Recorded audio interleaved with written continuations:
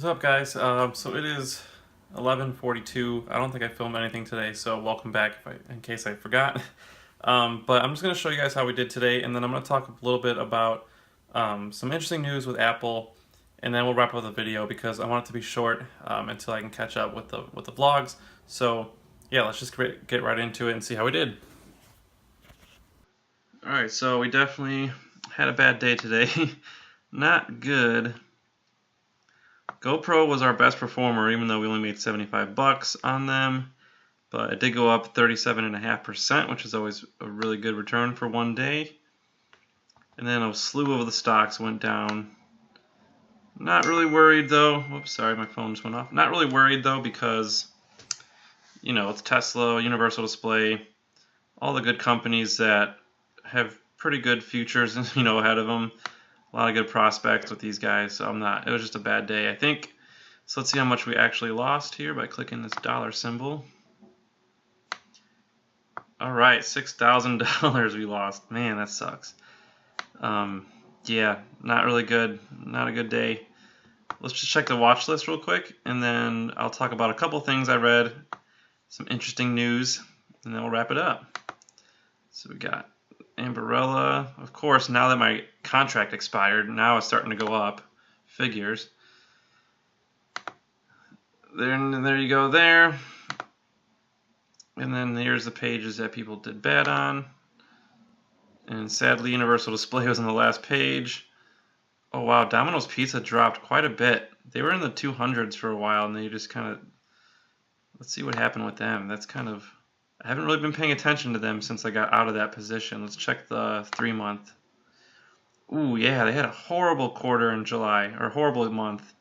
I think they had a bad quarter earnings report. That's what happened there. Then they came up, and then they came right back down in August. So that kind of sucks. Wow, I'm kind of glad we got out of that position now. So, all right, yeah, so that pretty much wraps it up with that. Let's talk about some interesting news that I read. Alright, so I want to talk about some interesting things with Apple. I was looking at some of the headlines. I'll post a screenshot of what I was looking at. Pretty exciting when I looked at them. And one of the headlines said, Apple will soon remind the world why it's amazing.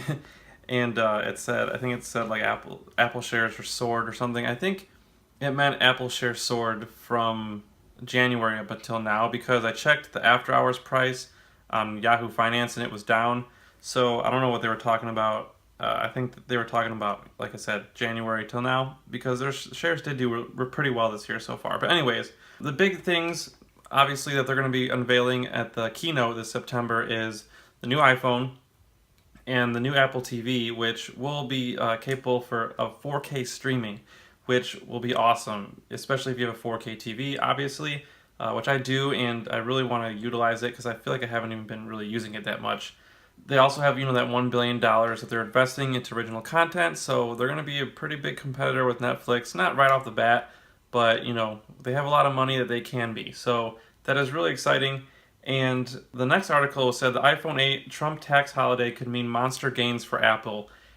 That could be huge because, so what is a tax holiday? It's basically a reduction or an elimination of taxes charged, you know, to a business or to individuals. And Apple has currently $230.2 billion offshore. So I'm not sure where it is, either in Ireland, Cayman Islands. Those are some popular places that businesses keep their money.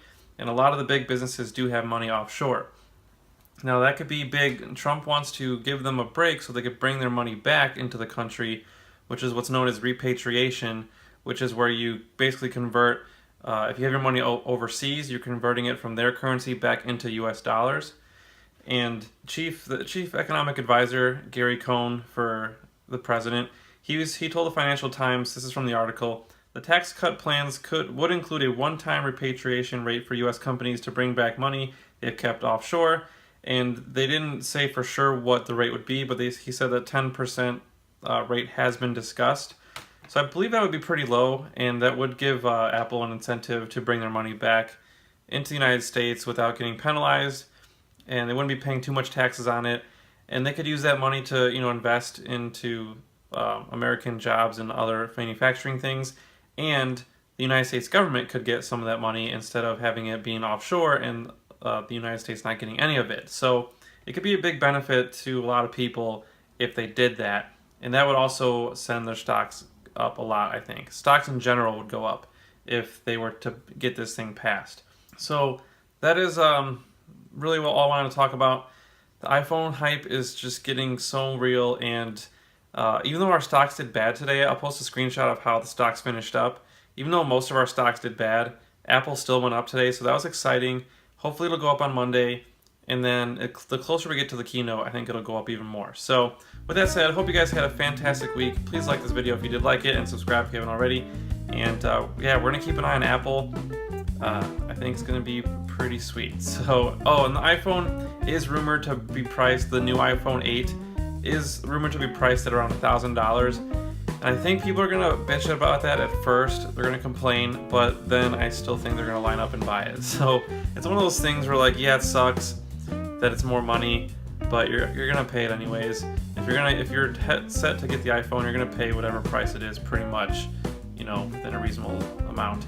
And I think $1,000 will be reasonable enough for people who are upgrading, especially when they see how awesome the phone is. I think they're going to be okay with it in the end. Once they get that phone, they're going to forget about the price. And so yeah. All right, that's my final word. So hope you guys had a fantastic week, and we will see you guys on Monday.